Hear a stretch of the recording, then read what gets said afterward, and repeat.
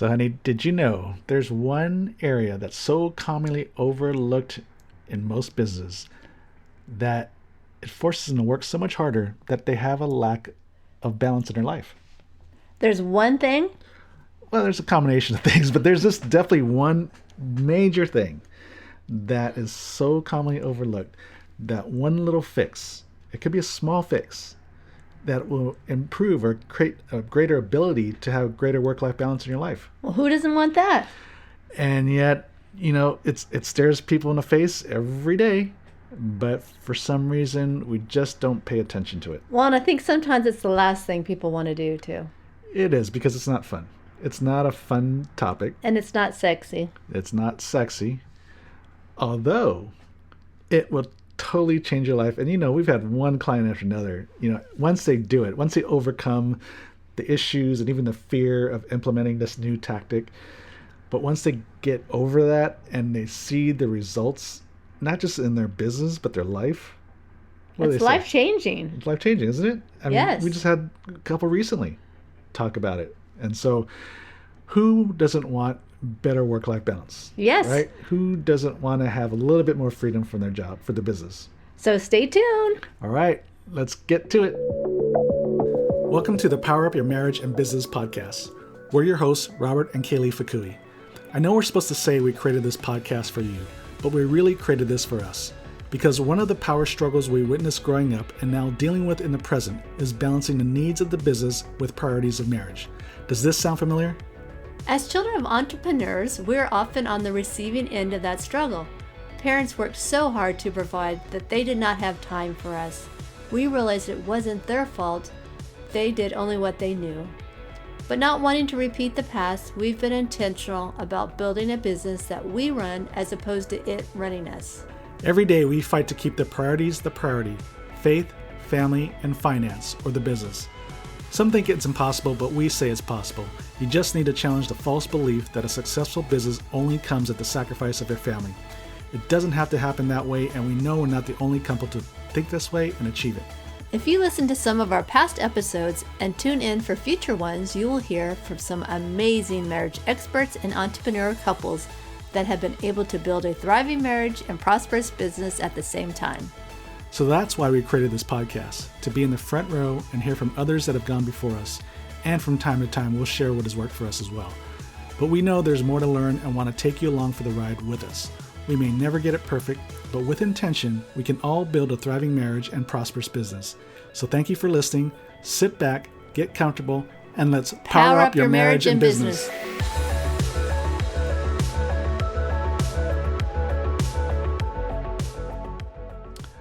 All right, honey, we're going to get into this. We're going to help the business owner have better work-life balance in their life. And who doesn't want that? Yeah, and if that little cough you heard, that's our dog Pippa, who has to be around us when we record.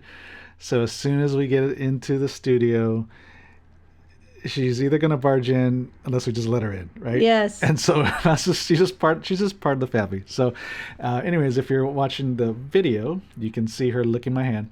Anyways, we're going off script here, but all that to say is, when it comes to work-life balance, we talk a lot about setting boundaries, being more efficient with our time, right? This time today, we're going to dive a little bit more into the financials of the business, so that you have more money, more profits, which in return, if you use the profits wise enough, then you'll actually get better time. You'll have more time, right? Hire more staff or invest into some technology or equipment that will make your business a little bit more efficient. And so, and yet there's a lot of businesses, obviously, they want that, but they can't afford it. Right? And so where does that money come from to invest into the business? Well, it really comes from the bottom line. And so the greater we can increase that bottom line, then by default, not by default, but in return, you'll be able to invest in the things in the business that will give you back time, right? Make it more efficient so that you don't have to work as hard. So who doesn't want that? We work hard every day, right? Every business we've come across, ourselves sometimes, our families growing up, every business works really hard every day. And so we're always wanting more, right? More help, more equipment, whatever. So how about we try to help the business owner increase the bottom line? What do you think, honey? I love it. Question to you. I love it. So because we've helped so many of our clients, most all of our clients, with this in the past. yeah, and we've talked about it on this podcast before, but it's just interesting because you'd think, why do we keep talking about this when it's probably of all our podcast episodes, it's not one of the more popular episodes. And it makes sense to me because, like, whenever we bring this topic up in business, it's almost like, yeah, we know we have this. But when we delve into it, it's an issue, and then we fix it, and it increases the bottom line, but it also helps them have better work-life balance at home too. And so that's why we talked about it in the intro. That's a very oftenly overlooked issue in the business. And I want to say right now, it's okay, you guys, to make a profit. We give you permission because that's going to be the money that you invest, some of it, back into your business for improvements, that new software. So maybe you need to hire somebody, procedures, processes, different things like that. Innovation. And you've got money to give. Give back to the community, give back to nonprofit of your choice, whatever. Even, increase the wages of your existing staff, because that's an issue these days. And so the more money you make, the more money you can give back to various things that will not only improve your business, but also impact your community around you. So where does it start? Well, in order to have bigger profits, the first place you want to look at is your price, your sales price, because it is the most money that hits your bank account is once you make that sale. Money coming in, that's your income, that's your revenue. From there, everything gets deducted, right? So you're not going to have any more money in your bank account than as soon as you make that transaction. There's your income, there's your revenue. Then you subtract cost of goods and your expensive, and then what's left over. Hopefully you have some left over to have a profit that you can use to invest back in your business. So pricing is the place to start. If you want to increase your profits, you got to start at the top.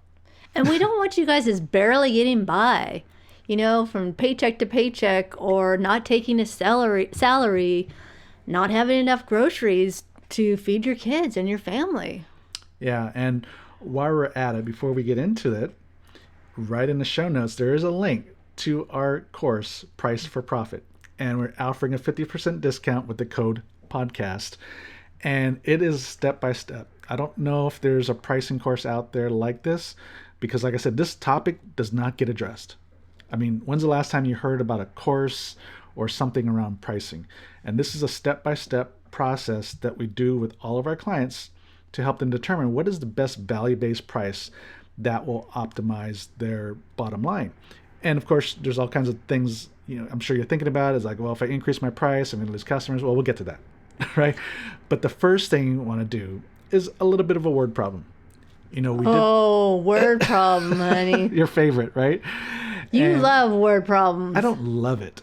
Are you sure? Although, in the word problem, in this story, will help you better understand the importance of price setting. Because when we did this at the business course up in Alaska, right? It's just a simple word problem. It's just on one slide. There's like 4 lines to it. It's not complicated, but it gave it gave everyone really a good, like, oh, right? Mm-hmm. I mean, you're in the audience. Yes. And it definitely stimulated a lot of conversation. And so the word problem goes like this. Let's say you have a product. Let's call it a pair of jeans that it costs you $99 to produce. You sell it for $100. So the question is, how many pairs of jeans do you need to sell to make $50 in profit? Right? So what do you think, honey? One pair, honey. No, 50. Oh, 50. It's you make $1 profit per jean, right? Oh, I thought you were making $50 per jean. Sorry. You're ahead of me. Because you've already gave this presentation, folks.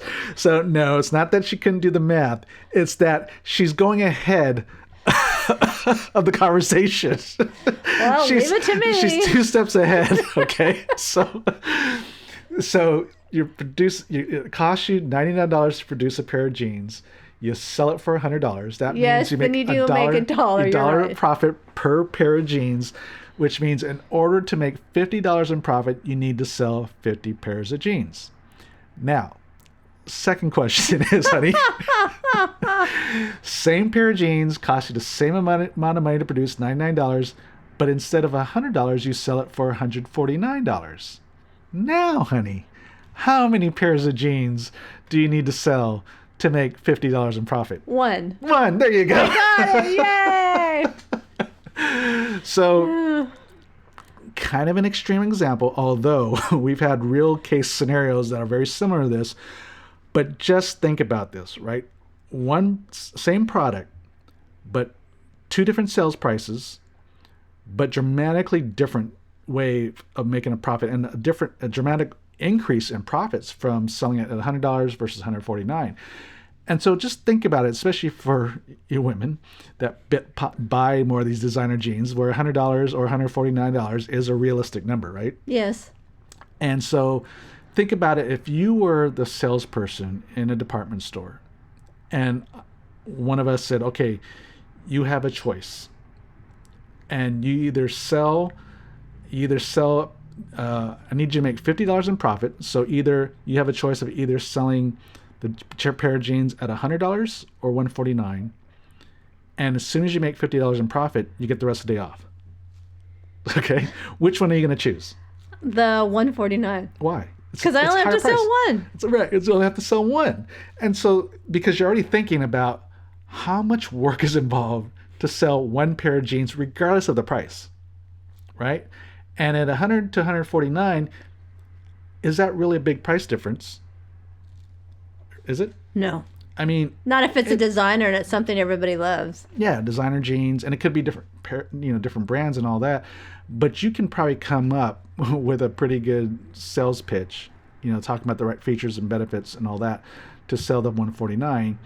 And also, what happens is just with your own customer service, because you only need to sell one pair of jeans. So what happens to your own level of service with the customer that comes in? So I have a lot more time now, so I can really dial in on that person and give them the service that they need to find the right size, to find the right color, Yeah, let them try the it right on. style, Yeah. help them try it on.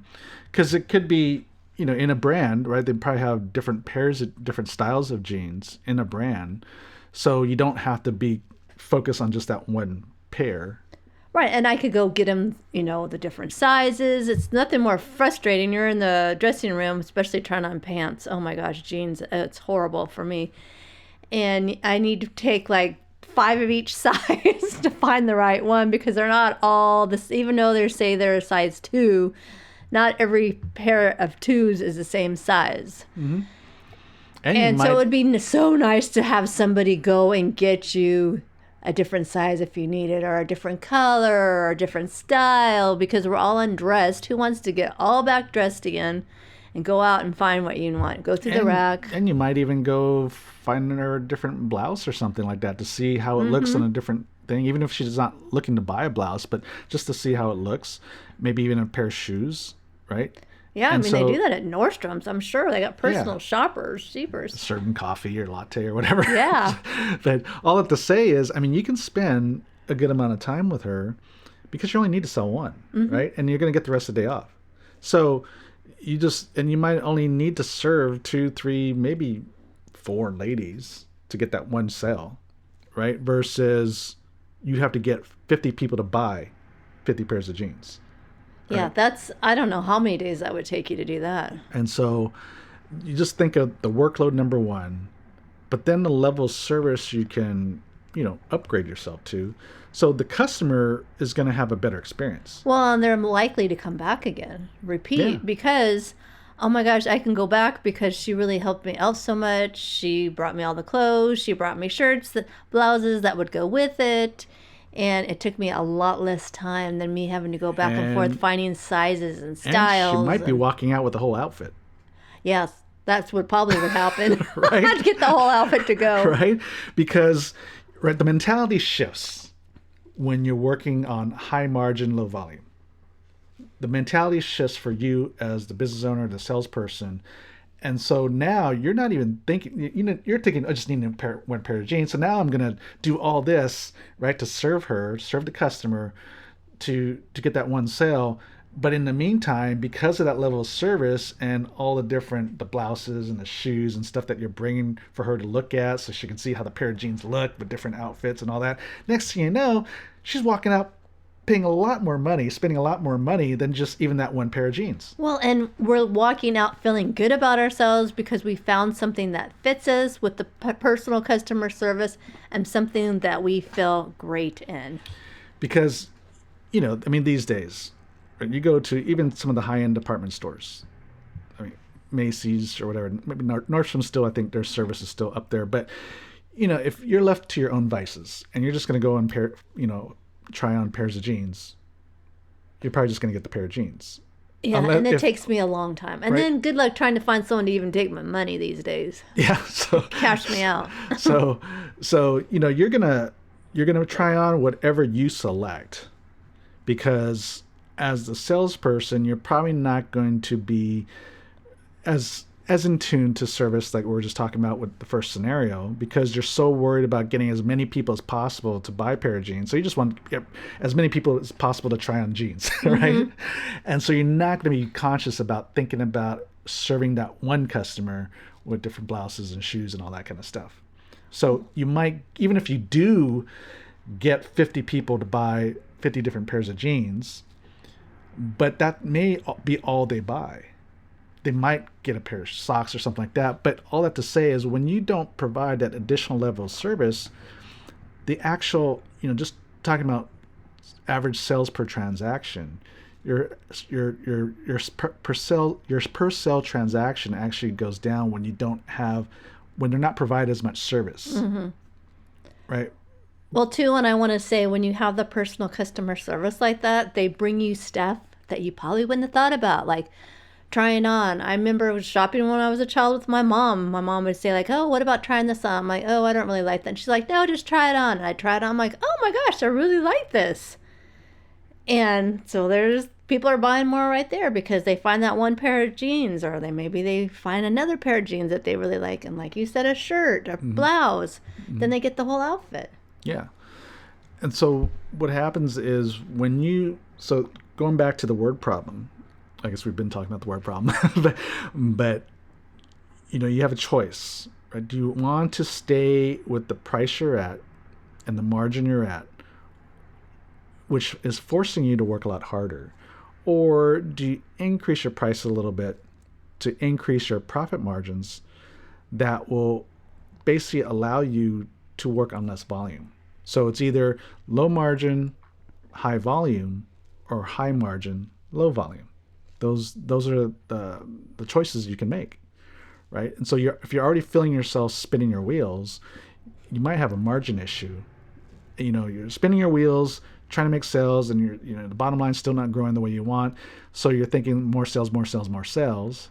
But it might just be more of a margin issue, that if you just increase your margin, you don't have to work any harder, but you're just going to make more money.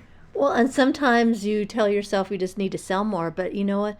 At some point, you can't sell enough. Yeah. If you're not having big enough margins. Yeah, there's been several cases and clients in the past where run the sales projections, and at the current price and the current profit margin, we saw that they weren't going to make a profit or increase their profit to a healthy point that allowed them to pay themselves a salary, because there's a couple times when the owners weren't really paying themselves a salary or much. But at the current price and margin, they weren't going to be able to sell enough to increase their profits enough without incurring additional expenses, because they didn't have the capacity at the current level to sell the amount of volume to get the profits that they need to pay themselves properly and invest into the business without incurring more expenses, which means they have to sell more. So you're kind of chasing your tail, thinking more sales is the answer, that you may not even have the capacity to even do it. And that means you're always working chasing after something that is unattainable and you're not home with your family. Exactly. And so here we go, the typical response, right? Let me back up a little second. So we talked about the profit differential between the two pricing strategies, but also think about the sales differential, because remember, we're always thinking about sales. But in the first scenario, selling the jeans at $100, but you have to sell 50 units, 50 pairs of jeans to produce that $50 in profit. That means from a sales perspective, you would have to sell $5,000 in jeans to produce that $50 in profit. Or just $149, just that one pair of jeans, right? Or $149 in sales to get that $50 in profit. So think about the revenue differential. That's big. So there's a volume differential, right? 50 units versus one.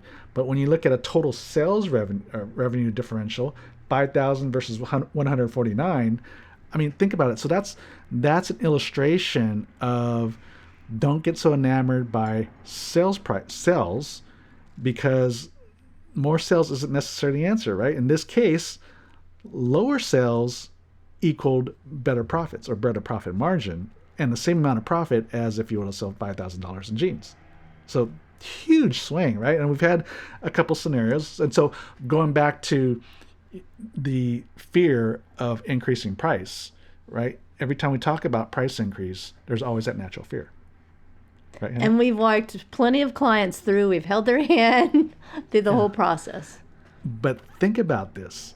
If you can work less, you can lose a bunch of customers, but make more money.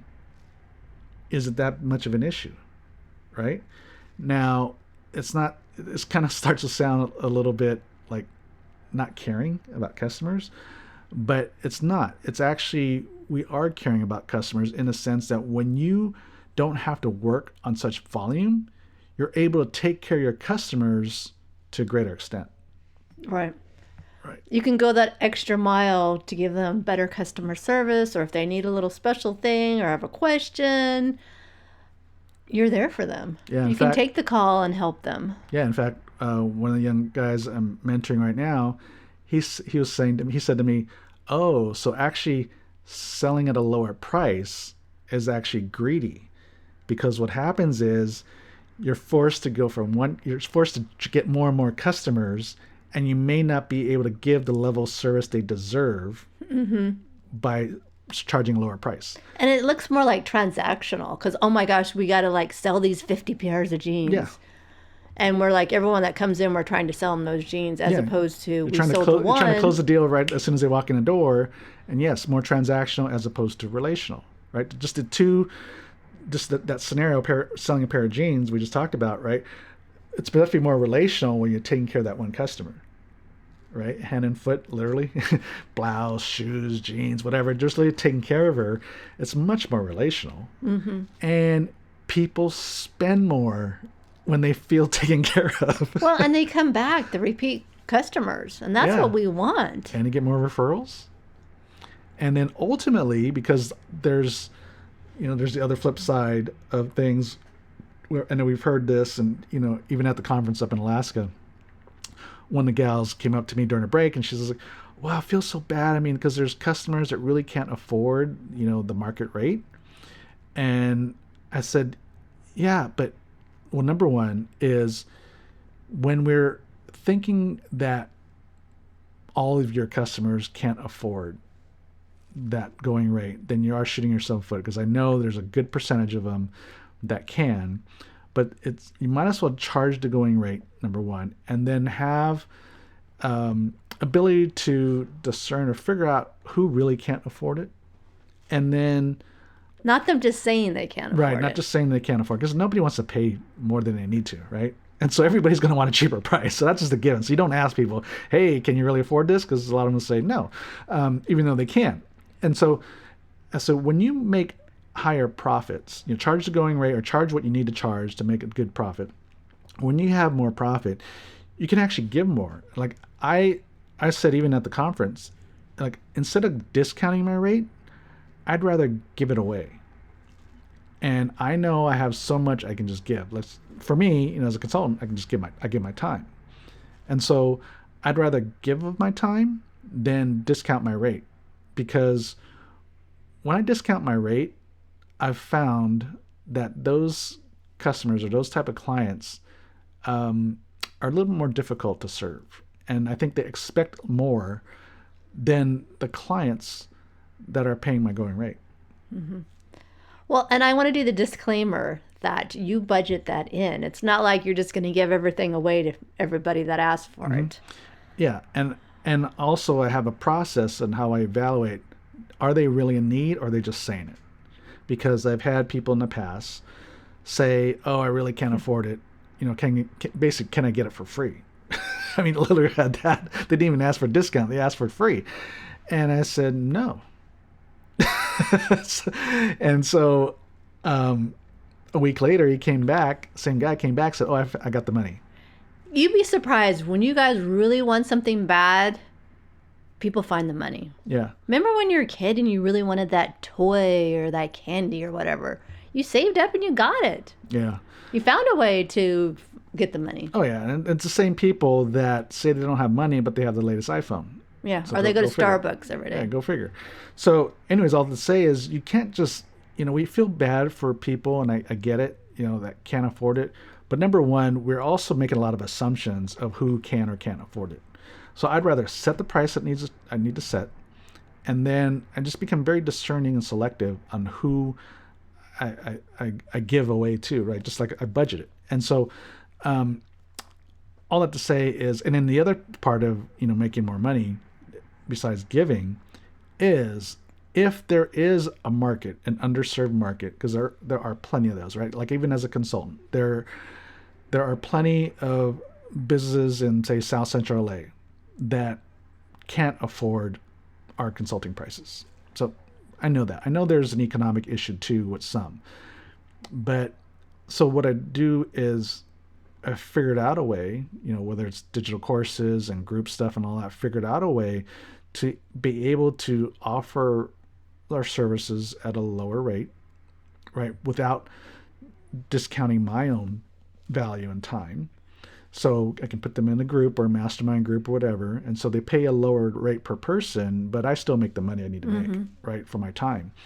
But also, if you have a product, more of a product business, the additional profits allows you to invest into more technology or manufacturing process or something to be able to lower your cost so that you can sell your product at a lower price. And so sometimes if you really are looking to serve an undervalued market that can't afford whatever price you need to charge to make a profit, it might just be a short-term issue while you make the margin you need to be able to invest back into the business so that you can lower your costs and then be able to lower your price and still make a healthy profit. Or maybe come up with an idea to make a less expensive product or service. Yeah, which really goes back to just improving the manufacturing process, production process to be able to lower your costs, then you can lower your price. But yep, sometimes there's just a different maybe model or a type of product that you can create. So there's certainly that too. But all that to say is when you start to operate at better price, better margin, you are then able to serve more people and serve the people you want to serve with better quality. And a lot of times you get better clients.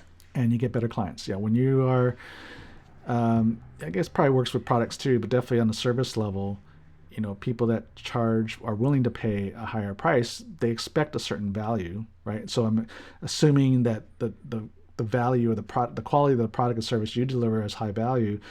So people that are willing to pay that money tend to, especially from a consulting standpoint, are typically better clients because one is they do the work. They follow through with the advice or the coaching process that you put them through because they paid good money. Yeah, they tend to be really serious. Like, okay, we're paying this, so we need to listen and we need to take these action steps to move us forward. Yeah, I mean, think about it for yourself, right? We're all consumers. in the end. And so whenever we pay more money, we invest more money into whether it's a product or service, whether it's like a product, we tend to take care of that product well, right? If you get a high-end car, you're going to wash it and wax it all the time, get the tune-ups and all. You're going to take care of that car. As opposed to somebody just gave it to you. Or you just have some jalopy, right? Yeah. When's the last time I heard that word, jalopy? But or yeah, when you're spending like a couple $1,000s on a throwaway car, then you're just going to treat it like that. Right. But when you're spending $50,000, $100,000 for a car, you're definitely going to baby that baby, right? And so same with even consulting services, the same thing is when you're paying good money, you tend to follow through because it's like, hey, this is an investment. I'm going to follow through with what they suggest because why would I not? Because then it's just wasting money by paying somebody and not even following through with any of their advice, right? But if you're spending very little money on the same consulting service, they just tend to they kind of ignore it sometimes. Well, how many times have we gotten something for free and then we like video, it could be a class, and then we never even done it. Mm-hmm. We didn't take the time out to do it. We're like, we always wanted to do it, but we just never did. Yeah, exactly. So that's why, people make a lot of money off of selling courses and, here we are selling a course, but, and hardly anybody, a small percentage of people actually follow through with these courses. And a lot of these courses are great stuff. But if you don't actually finish it and actually implement the stuff that's in the course, then of course you're not going to get the value out of it. But you need to finish it. But the problem is because we're not spending a ton of money on it, then we're like, it's no big deal. It's no big deal. If it's $15, $20, whatever. So to all that to say, going back to our Price for Profit course, that even though it's a 50% discount, so that comes up to like $225, I believe, for the course. But finish it. Yes, please. Finish it. We want you to finish. And even, contact us at the end. I'm willing to review your work to say, okay, does this price, these are projections, does that make sense?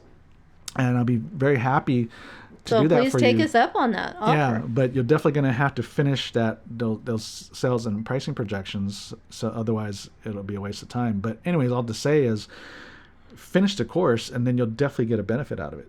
You'll basically, it's the same process that we go through with all of our clients, and so, but you won't be able to get the benefit of it unless you finish it, right? So definitely go through it. And the reality is any course you take, I don't know why we're getting on courses, but anyways, all that to say is, we'll just leave it at that. That just, if you're going to buy something, use it, take advantage of it. But all that to say is that, when the price is too low, sometimes we undervalue ourselves as consumers and we don't tend to take care of it as often or take it serious, and we just don't follow through. So I hope that helps. When it comes to having better work-life balance, it's how about working on higher margin, lower volume? Yes, and so that means we want you to have more time to spend with your family. It doesn't mean like, okay, now that I got some extra time, I'm just going to put more time in at work. Yeah, exactly. And we want you to do some fun things as well, too. Exactly. So higher price, higher margin really benefits everybody. I hope we made that clear. And so definitely, if you have questions, reach out to us, info@powercouplesbydesign.com. Of course, you've got all the links are in the show notes to get in touch with us. And so I hope this really helps you have better work-life balance. We got some freebies on our website at marriedentrepreneur.co. Yep. And so please share this with another entrepreneur that needs this. I'm sure you know of other business owners that are working really hard too. Share this podcast, take the course together for all I care. Buy one course and just take it together. Who cares? Because we really want you guys to succeed, because how many times have we had a favorite restaurant or product or service that we really loved go out of business and we would have been willing to pay more for it. So we want you to be around. So go ahead and share this episode and please leave a review. We'd really appreciate it so more entrepreneurs can hear this. So until next week, y'all, God bless. Thank you for listening to the Power Up Your Marriage and Business podcast. If you found this episode to be valuable, please leave a rating and share it with an entrepreneur couple you know. Yes, and to remember to hit the subscribe button so that you'll get all of our latest episodes, and visit our website, Power Couples by Design, to access a variety of free resources to help your marriage and business, like our weekly videos and on-demand webinars. And don't forget to download our free 8-step guide that you can find on our homepage to help your marriage and business thrive. We're here to help you build a thriving marriage and a prosperous business. God bless your marriage and business. See you next week.